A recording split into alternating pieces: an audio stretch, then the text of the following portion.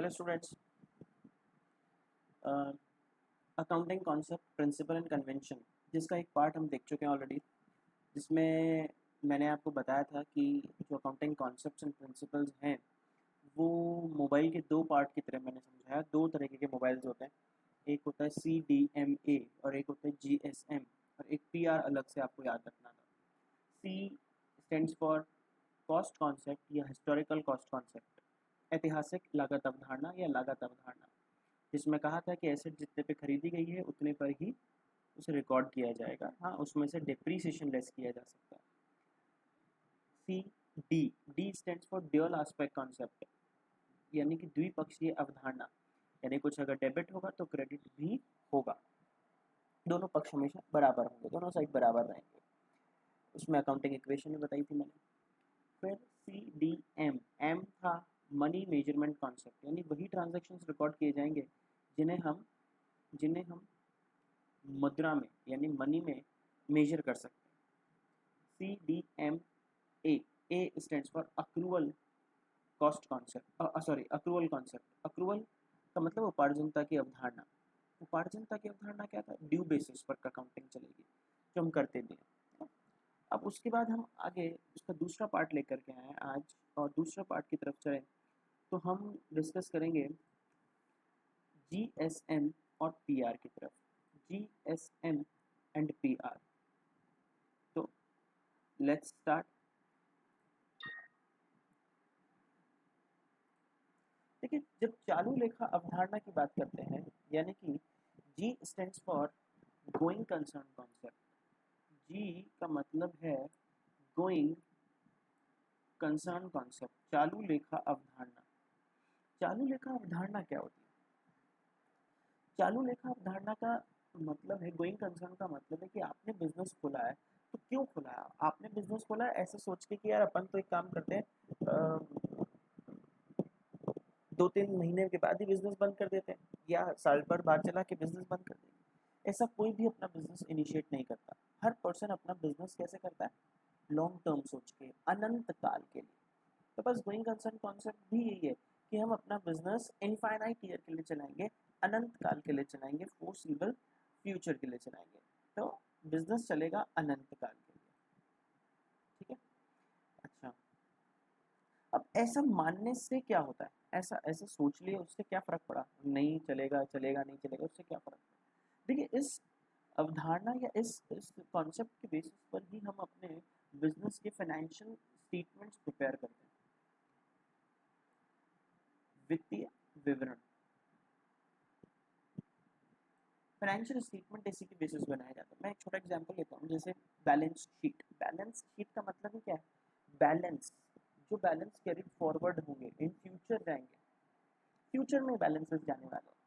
तो हम फ्यूचर में बैलेंस क्यों लेके जा रहे हैं? Why we are carried forwarding the balances to the next year? हम क्यों उसे अगले साल में लेके जा रहे हैं? क्योंकि हमारा इंटेंशन है कि हम बिजनेस अगले साल भी चलाएंगे।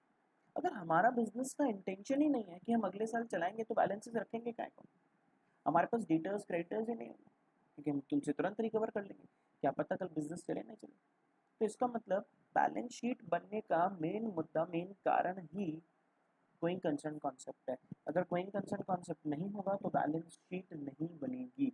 फाइनेंशियल स्टेटमेंट्स में ट्रेडिंग P&L बैलेंस शीट आती है, तीनों नहीं बनेंगे, but main intention balance sheet के साथ जुड़ा हुआ है। तो याद रखें, बैलेंस शीट किस अजम्पशन के ऊपर बनी है? गोइंग कंसर्न कॉन्सेप्ट के ऊपर, क्योंकि हमारा बिजनेस अनंत चलेगा, हमने बैलेंसेस छोड़ रखे। ठीक है, it is assumed that enterprise, assume करता है, ये मान रहा है ना, enterprise is neither the intention nor the need to liquidate in near future. liquidate in near future का मतलब हम अपने बिजनेस को ना तो समापन करने वाले हैं और ना ही उस समापन करने की कोई मंशा है, कोई इच्छा है, हमारा कोई इंटेंशन नहीं है। नेक्स्ट है पृथक अस्तित्व अवधारणा। पृथक अस्तित्व अवधारणा का मतलब क्या है? Separate entity concept. पृथक अस्तित्व अवधारणा, सेपरेट एंटिटी, यानी मैं कुल मिलाकर इतनी सी बात कहूँ कि बिजनेस और ओनर दोनों का एग्जिस्टेंस, दोनों का अस्तित्व अलग अलग होता है, दोनों की एग्जिस्टेंस अलग अलग है, ठीक है, दोनों अलग अलग। तो this concept is from accounting point of view, ये केवल लेकिन किसके पॉइंट ऑफ व्यू से, अकाउंटिंग पॉइंट ऑफ व्यू से, लेखांकन के लिए, ठीक है ना, ले सिर्फ लेखांकन के दृष्टिकोण से। तो लीगल पॉइंट ऑफ व्यू से नहीं है इसका कोई भी इंटेंशन नहीं है, लीगल पॉइंट ऑफ व्यू, कानूनी अस्तित्व से इसका कोई लेना देना नहीं। ऐसा नहीं है कि जब आपने बिजनेस कर रहे हो, आपकी प्रोप्राइटरशिप कंसर्न है, बिजनेस कर रहे हो, कुछ गड़बड़ कर दी आपने, तो आपको नहीं नहीं नहीं मैंने तो ना करी, बिजनेस ने करी, पुलिस तो आप ही को पकड़ेगी, कोई भी केस होगा आप ही के ऊपर होगा।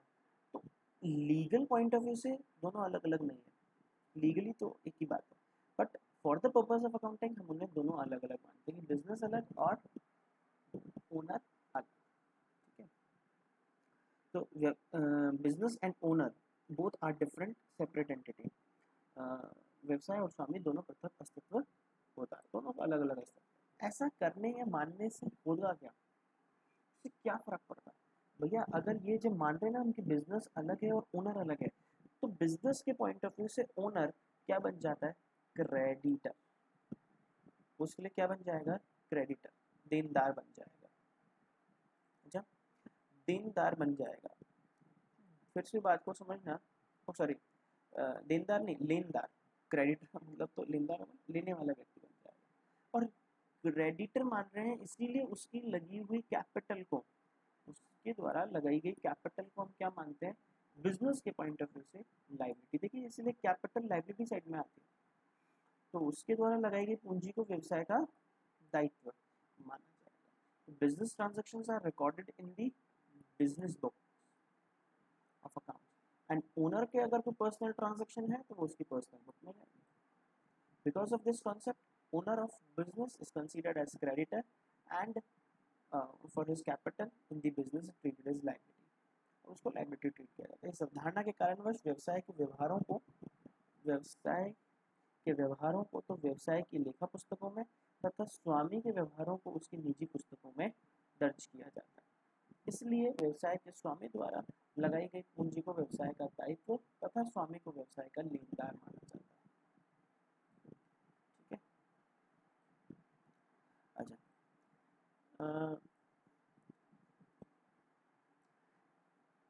इसी के कारणवश अगर कोई जो ओनर है उसके कोई पर्सनल एक्सपेंसेस होते हैं तो उसे हम कैसा ट्रीट करते हैं, जानते हो आप लोग, ड्राइंग्स ट्रीट करते हैं, वो ड्राइंग्स होता है, ठीक है, बिजनेस के खर्चे नहीं माने जाते। तो स्वामी के निजी व्ययों को आहरण कहा जाता है, ना कि व्यवसाय के खर्च। Interest of drawings is charge, interest of drawing is charge. तो इसी अवधारणा के कारणवश आहरण पर ब्याज लगाया जाता है, आहरण पर ब्याज इसी के कारण से लगता है, अगर ये नहीं होगा तो ड्राइंग्स पर क्या नहीं होगा, इंटरेस्ट नहीं लगेगा। ड्राइंग्स मान ही रहे हैं यार अलग से, तो इंटरेस्ट भी चार्ज होगा।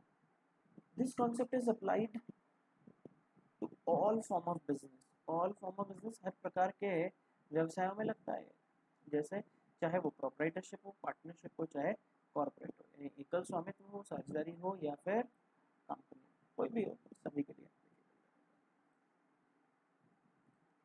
नेक्स्ट क्या है, मैचिंग कॉन्सेप्ट, और बहुत आसान बात है, मैचिंग यानी जिस साल के खर्चे ले रहे हैं रेवेन्यू भी उसी पीरियड की होनी चाहिए, समझ रहे हैं, एक्सपेंसेस और रेवेन्यू दोनों एक ही पीरियड से रिलेट होना चाहिए, ऐसा नहीं कि एक्सपेंसेस तो इस बार के ले लिए, इनकम अगली बार के ले रहे हैं, ये पता नहीं कभी के और क्या है, ऐसा नहीं हो सकता। तो इनकम इस बार की है तो एक्सपेंडिचर भी इसी बार की, ठीक है। जैसे अक्रूवल कॉन्सेप्ट जो है, अक्रूवल कॉन्सेप्ट जब हम अप्लाई कर रहे हैं तो इसका मतलब मैचिंग कॉन्सेप्ट ऑटोमेटिकली डन हो जाती है, अपने आप वो कंसिडर कर ली जाती है, ठीक है। तो मैचिंग कॉन्सेप्ट का मतलब है कि expenses should be matched with the revenue of that period। तो उस अवधारणा के अनुसार सभी व्यय उस ही अवधि से संबंधित होने चाहिए जिससे आय संबंधित है, जिससे आय संबंधित है उसी टाइम का माना जाए। अच्छा, this concept leads to adjustment of certain items like prepaid and outstanding expenses, unearned and accrual incomes। यानी इस अवधारणा के कारण ही पूर्वदत्त अदत्त व्ययों तथा अनुपार्जित एवं उपार्जित आयों का समायोजन किया जाता है। ये क्या है? अरे देखो, एक बात समझो कि हमने इस बार कोई एक्सपेंडिचर कर, प्रीपेड का मतलब क्या है कि जैसे सैलरी है तो सैलरी एडवांस में आपने पे कर दी तो प्रीपेड एक्सपेंसेस बन गए, prepaid rent, prepaid salary, prepaid कुछ भी एक्सपेंडिचर। तो क्यों बन रहे हैं? क्योंकि आपने खर्चा तो इस बार कर दिया, but such extra expenditure is actually relates to the next year और नेक्स्ट पीरियड। ये अगले वर्ष या अगले पीरियड से रिलेट करते हैं, अभी की नहीं। बस तो इसीलिए क्या किया आपने, प्रीपेड को एडजस्ट कर दिया और इस बार लेस कर दिया उसे। आउटस्टैंडिंग एक्सपेंसेस क्या करते हो, ऐड कर देते हो। भाई हमने एक्सपेंडिचर अभी तो नहीं किया, करेंगे अगली बार, पेमेंट अगली बार करेंगे, बट रिलेट इस साल से तो इस साल उसे ऐड कर देते हो P&L के अंदर, दिखाते हो। बस prepaid, outstanding, unearned, accrued incomes, ये किसकी वजह से होते हैं? किसकी वजह से होते हैं? मैचिंग कॉन्सेप्ट की वजह से, एज वेल एज अक्रूवल की वजह से। मैं यूँ कहूँ कि अक्रूवल अप्लाई हुआ तो मैचिंग अप्लाई हुई, या मैचिंग अप्लाई हुआ तो ऑटोमेटिकली अक्रूवल भी अप्लाई हो जाए। दोनों सेम सी बात है। एक और कॉन्सेप्ट है, अगला जो कॉन्सेप्ट है पीरियोडिसिटी कॉन्सेप्ट, है ना, वो भी किसके बेसिस पर है? मैचिंग कॉन्सेप्ट के लिए है। तो has been followed while applying matching concept. हम कह रहे हैं कि एक्सपेंडिचर और इनकम दोनों एक ही साल से रिलेटेड होने चाहिए। If they are related with the same period, एक ही पीरियड से रिलेटेड है, तो पीरियोडिसिटी कॉन्सेप्ट भी देखना पड़ेगा। तो हम पीरियोडिसिटी कॉन्सेप्ट की तरफ बात कर रहे हैं। पीरियोडिसिटी कॉन्सेप्ट क्या है? This concept called also called concept of definite accounting period, सुनिश्चित अवधि अवधारणा के नाम से भी जाना जाता है। अब ये क्या है? ये क्या चीज़ है? देखिए, आपको एक सर्टेन पीरियड लेना होगा। जैसे हम आमतौर पर क्या लेते हैं, April to March, that is to be considered as a period. एक 12 महीनों का एक साल हम कंसीडर कर रहे हैं, और यही हमारे पीरियोडिसिटी कॉन्सेप्ट है। यानी हम अपने अकाउंटिंग स्टेटमेंट्स, ऐसा नहीं है कि वो पूरा हमारा बिजनेस एंड होगा तब जा करके बनाएंगे, हम उसे कब बनाएंगे? आज ही। ठीक है, हर एक साल हमने डिसाइड कर लिया, एक साल एंड हुआ, अब हम अपने फाइनेंशियल स्टेटमेंट्स बना देंगे, दूसरा साल हुआ फिर वापस हुआ। तो according to this concept, account should be prepared after every period and not not at the end of the life of the entity. Entity खत्म हो उसके बाद नहीं, उससे पहले पहले बनानी चाहिए। तो प्रत्येक अवधि के पश्चात बनाई जानी चाहिए। सामान्यतः लेखा अवधि 1 वर्ष की होगी, फॉर 1 ईयर, बट कुछ स्पेशल केसेस में ये 15 महीनों के लिए भी बनाई जा सकती है। हाँ, नया बिजनेस अगर बना है तो 6 महीनों के लिए बनाया तो 6 महीने ही सही, 9 महीने के लिए है तो 9 महीने ही सही, 10 महीने तो 10 महीने, जैसी भी सिचुएशंस हो वैसे सिचुएशंस के अकॉर्डिंग काम किया जा सकता है। नेक्स्ट, दिस कॉन्सेप्ट फैसिलिटेट्स इन, किस चीज़ में फैसिलिटेट कर रहा है? ये कर रहा है comparing the financial statements of different periods, comparing of financial statements of different periods. जब सभी एक ही पर्टिकुलर ईयर या एक ही पर्टिकुलर टाइम पीरियड से रिलेटेड होंगे तो फिर क्या होगा?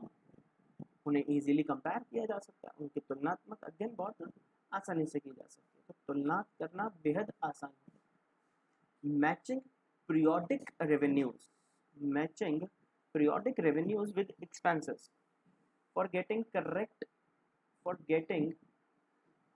results of the business operations। यानी अभी जब मैचिंग पढ़ रहे थे तो क्या पढ़ा था आपने कि पीरियोडिसिटी पर बेस्ड है। अब जब पीरियोडिसिटी पढ़ोगे तो मैचिंग आएगा, तो बात वही आ गई। And this concept makes the term accrual meaningful. जब तक पीरियड डिसाइड नहीं होगा तब तक आप कैसे बोलोगे कि हमारा ये आउटस्टैंडिंग है, ये प्रीपेड है, ये अक्रूड है, ये अनअर्न्ड है? तो एक पीरियड सर्टेन करना पड़ेगा, उसके बाद के सारे जो भी ट्रीटमेंट है। तो अल्टीमेटली मैं यूँ कहूँ कि accrual concept, matching concept and periodicity concept तीनों एक दूसरे के साथ में बंधे हुए हैं, ठीक है, डायरेक्टली या इनडायरेक्टली, बट तीनों एक दूसरे के साथ में मिले हुए हैं, अटैच्ड है।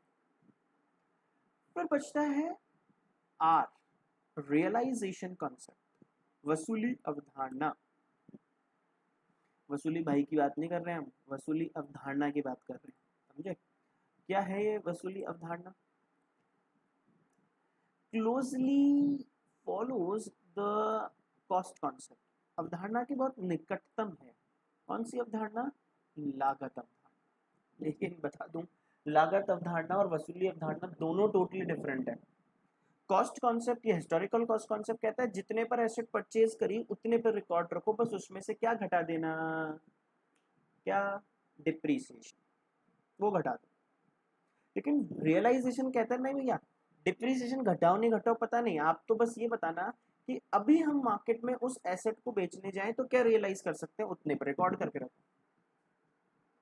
समझ रहे? रिकॉर्डिंग क्या होनी चाहिए? जितने पर हम उसे वसूल कर सकते हैं उतने पर रिकॉर्ड करके रख दो। अरे ये बड़ी अजीब बात हो गई, दोनों एक दूसरे के कॉन्फ्लिक्ट हो गए। तो इसीलिए हम कह रहे हैं कि कॉन्सेप्ट है, अब आप मानते हो नहीं मानते, अगर आप उसे मानोगे तो वो आपके प्रिंसिपल्स बन जाएंगे और लगातार सब लोग उसे इस्तेमाल करते रहेंगे तो वो कन्वेंशंस बन जाएंगे। इसीलिए आप को बॉदर्ड ना करें, दोनों एक दूसरे के कॉन्फ्लिक्ट में हो सकते हैं, लेकिन दोनों में से एक ही कॉन्सेप्ट अप्लाई होएगा, या तो कॉस्ट कॉन्सेप्ट अप्लाई कर लो या रियलाइजेशन, दोनों एक साथ नहीं हो सकते। तो any changes in the value of an asset is to be recorded only when, is to be recorded, वो तभी रिकॉर्ड होंगे when the business realises it, जब उसे आप रियलाइज कर सकते हो वाकई में। अगर रियलाइज ही नहीं कर सकते, वसूल ही नहीं कर सकते, तो उसे रिकॉर्ड नहीं किया जाएगा। तो संपत्ति के मूल्यों में होने वाले कोई भी परिवर्तनों को तब ही दर्ज किया जाएगा जब व्यवसाय उसे वसूल सकता, अगर वसूल नहीं सकता तो कुछ भी नहीं हो पाएगा, ठीक है ना? If there is decrease in the value of asset then it should be considered. अरे वाह, अगर डिक्रीज हो तो ही रिकॉर्ड करना, तो ही उसे कंसीडर करो। अगर कमी है, घटाई वैल्यू तो ही, अगर बढ़ी है वैल्यू तो कंसीडर नहीं करें। तो फिर हिस्टोरिकल पे चलेंगे, जितने पे था उतने पे रहने दो, बढ़ाओ मत, घटा दो, तो एक तरफा ही बात है, गलत हो गया। If there is any change in the value is of permanent nature, वो नेचर कैसा है? Permanent. It can be adjusted through creation of capital reserve, उसे एडजस्ट किससे किया जाएगा? कैपिटल रिजर्व बनाकर। तो यदि संपत्ति के मूल्यों में कोई भी स्थायी परिवर्तन होता है, परमानेंटली डिक्लाइन हो गई है ऐसे, तो भैया उसे समायोजित किससे करेंगे? कैपिटल रिजर्व बनाकर, पूंजी संचय बनाकर समायोजित किया जाएगा। मैंने आपको पहले ही बता दिया, अक्रूवल कॉन्सेप्ट मैंने अभी अभी आपसे बोला, accrual, matching and periodicity concept work together, सब साथ साथ चलते हैं। किस पर्पस के लिए? इनकम मेजरमेंट के लिए और एसेट्स एंड लायबिलिटीज को रिकॉग्नाइज करने के लिए, ठीक है? तो कुल मिलाकर के इतनी सी बात, अक्रूवल, मैचिंग एंड पीरियोडिसिटी तीनों साथ साथ चलेंगे। एग्जाम्पल क्या है? अरे बोल चुके, कितनी बार बोले हैं की बात को। Prepaid expenses, outstanding expenses, cost of closing stock carried over the next year as revenue of these goods will be realized next year। मतलब कुल मिलाकर के सब एक जैसे सी बातें, एक दूसरे से रिलेटेड है, एक दूसरे से कनेक्टेड है। तो ये आपके लिए हमने अकाउंटिंग के कॉन्सेप्ट्स एंड प्रिंसिपल्स कंप्लीट किए। एक और छोटी क्लास लेकर के आएंगे जिसके अंदर हम अपने कन्वेंशंस के ऊपर बात कर रहे हैं, ठीक है? अपनी अकाउंटिंग की कन्वेंशंस या लेखांकन की परंपराओं के रिगार्डिंग। Thank you.